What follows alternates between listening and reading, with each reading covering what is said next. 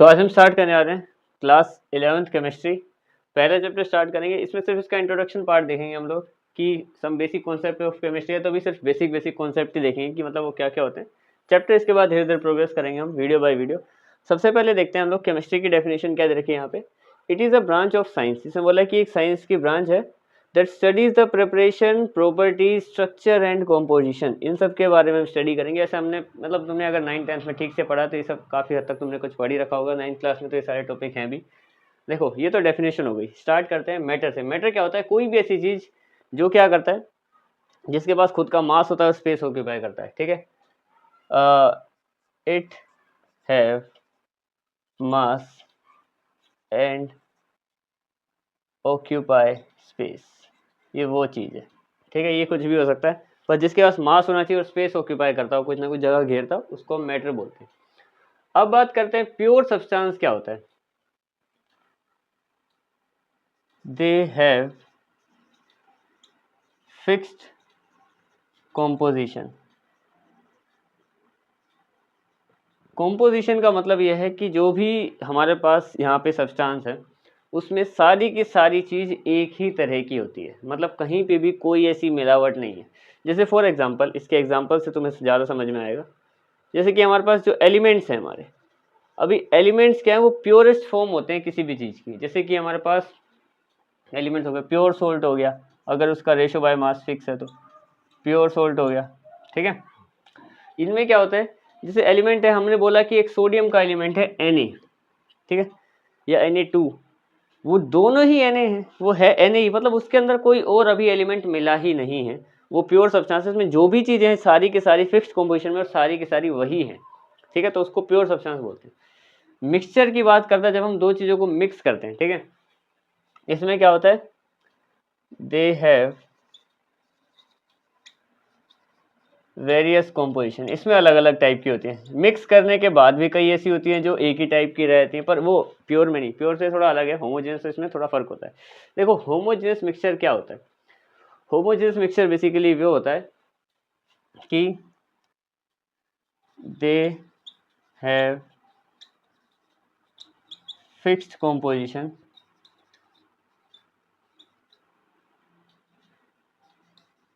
Through out the solution. ये same नहीं है, ये प्योर सब्सटेंस और होमोजेनस मिक्सचर सेम नहीं है। प्योर सब्सटेंस का मतलब ये है कि हमने उसमें कुछ मिलाया ही नहीं है। मिक्सचर का ऐसा है कि मिलाने के बाद वो जो दो चीज़ें मिलाई या 5 चीज़ें मिलाई, हर जगह वो सेम रही। फॉर एग्जाम्पल की अगर हम बात करें, जैसे कि सोल्ट एंड वाटर, यानी कि हमने नमक और पानी को मिला दिया। ठीक है, अच्छे से उसको घोल दिया। अब जब हमने उसको मिला दिया ना अच्छे से, तो उसका जो टेस्ट होगा, जैसे फॉर एग्जाम्पल ये हमारे पास ग्लास है, इसमें हमने सोल्ट के पार्टिकल डाले, ये इसको अब स्टेयर कर दिया, अच्छे से इसको घुमा दिया, तो अब जो सोल्ट है ना वो इवनली स्प्रेड होगा। ऐसा नहीं रहेगा कि अगर वो पूरा घुल चुका है कि इस हिस्से में ज़्यादा सोल्टी हो और यहाँ ना हो। अगर वो घुल चुका तो वो इक्वल होगा। उसको हम होमोजेनियस मिक्सचर बोलते हैं, जहाँ पे मतलब जो fixed composition through out the solution, पूरे के पूरे सॉल्यूशन में कॉम्पोजिशन फिक्स है। जैसे कि मान लो यहाँ पे इस हिस्से की बात करें, तो मान लेते हैं एग्जाम्पल के लिए कि 2 ml में कितने 2 पार्टिकल घुल रहे हैं, उसके सोल्ट के 2 छोटे छोटे पार्टिकल घुल रहे हैं।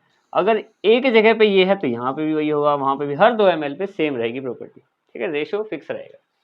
अब बात करते हैं हेट्रोजेनस मिक्सचर की। ये अलग है। इसमें क्या होता है,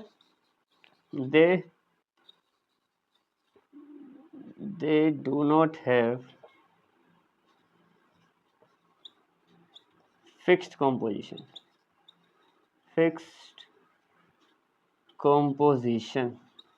इसमें क्या है कि ये जो है ना, थ्रू आउट द सॉल्यूशन तो हो ही गई, खैर, पर फिक्स नहीं होती।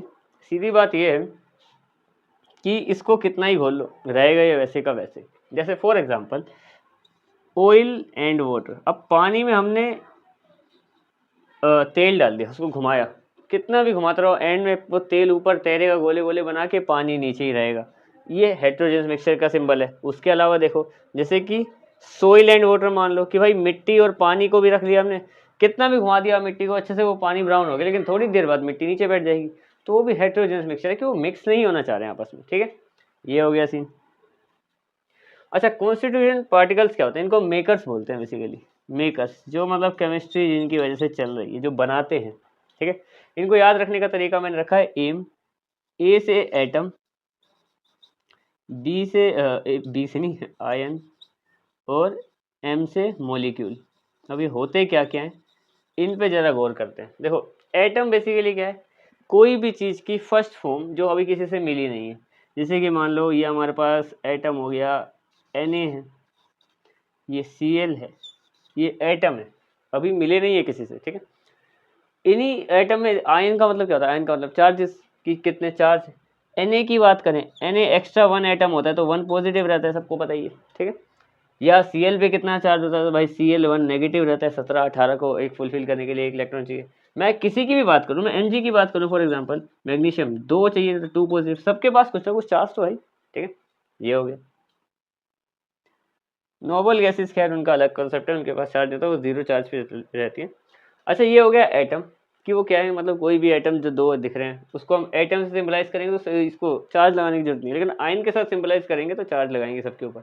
मॉलिक्यूल की बात करें, मॉलिक्यूल क्या होता है, ये भी जब यही 2 चीज़ें मिल जाती है, जब 2 अलग अलग चीज़ें मिलती हैं तो वो एक मॉलिक्यूल में ही रहेगा, ठीक है। अब ये हो गया अपने पास कॉन्स्टिट्यूएंट पार्टिकल्स क्या होते हैं, मेकर्स, जो बनाने वाले होते हैं, ठीक है। अब बात करते हैं SI unit, standard international system, इसको कहते हैं। फिजिकल क्वांटिटी और उनकी एसआई यूनिट क्यों बनाया गया, क्योंकि कई सारे साइंटिस्ट अलग अलग जगह पे एक्सपेरिमेंट कर रहे थे, तो कोई किसी अलग फॉर्म में लिखता था, कोई किसी अलग फॉर्म में, इस वजह से काफ़ी सिस्टम खराब होता था। कैसे बता रहा हूँ मैं तुम्हें, जैसे कि फॉर एग्जाम्पल कोई सोल्व करता था किसी नई सी चीज़ को, कोई एक्सपेरिमेंट चल रहा है, तो किसी ने वेट को पाउंड में ले लिया, किसी ने ग्राम में ले लिया, किसी ने किलोग्राम में ले लिया। तो साइंटिस्ट, जब एक आध साइंटिस्ट आता था अपनी थ्योरी लेके कि हमने ये बनाया, तो उसको जब वो सोल्व करने बैठते वो अलग ले रहे हैं, वो शायद टाइम को मिनट में ले रहे हैं, आवर में ले रहे हैं। तो इसलिए सब ने मिलके एक यूनिट बनाई कि ये इसके फॉर्म में चलेंगे, ये हुआ तो वो लिखेंगे, मतलब फिक्स कर दिया गया। तो वो सब क्या क्या है, लेंथ अगर कभी होएगी तो उसको हम मीटर से ही डिनोट करेंगे, एम, बात खत्म। सारे साइंटिस्ट इस बात पे सहमत, ठीक है। उसके अलावा बात करें तो ये मास की बात करें, मास किस में होता है अपना, मास क्या होता है, वेट ना, इसको हम करेंगे केजी में, किलोग्राम में। टाइम को करेंगे सिर्फ सेकंड में, ठीक है। इलेक्ट्रिक करंट की बात करें तो करंट को डिनोट करते हैं हम लोग एम्पियर, मतलब इसका ऐसे यूनिट होता है एम्पियर से, एम्पियर, जिसको हम ए लिखेंगे, ठीक है। टेम्परेचर, टेम्परेचर के लिए सेल्सियस है, फारेनहाइट है, लेकिन जो केमिस्ट्री में यूज होता है उसको हम लिखते हैं केल्विन। केमिस्ट्री में क्या, खैर फिजिक्स में भी ये फिक्स है, इसी से ही बनेगी बात, इसके अलावा टेम्परेचर नहीं लेंगे। अच्छा, अमाउंट ऑफ सब्सटेंस दिखाना कि किसी सब्सटेंस का अमाउंट, यानी बेसिकली एन, इसको हम इससे डिनोट करते हैं एन से। तो अमाउंट ऑफ सब्सटेंस अगर हमें दिखाना हो तो स्मॉल एन, ये स्मॉल एन होता है। इसके लिए इसको हम किससे डिनोट करते हैं, अमाउंट ऑफ सब्सटेंस को करते हैं हम मोल से, ये, ठीक है, कि कितने मोल सब्सटेंस है वो, वगैरह वगैरह, ठीक है। आखिरी ल्यूमिनस इंटेंसिटी, इसको अगर दिखाना हो तो इसको हम करते हैं कैंडेला, कैंडेला, ठीक है, CD, ये। तो यहाँ पे हमने काफ़ी सारी चीज़ें पढ़ी, बेसिक अभी यहाँ पे, ठीक है। Some basic concept of chemistry था, बेसिक कॉन्सेप्ट वाला हिस्सा हमने आज पूरा कर लिया कि चैप्टर में क्या कॉमन है जो पुरानी क्लासेस है, और भी कई सारी चीज़ें होंगी, जैसे मोल फ्रैक्शन, ये सब मोल कॉन्सेप्ट वगैरह पुरानी क्लासेस से होंगे, पर आगे भी कई सारी चीज़ें जुड़ेंगी, नॉर्मेलिटी, मोलैलिटी वगैरह, ये सब चीज़ें, ठीक है। आज के लिए इतनी, दैट्स इट।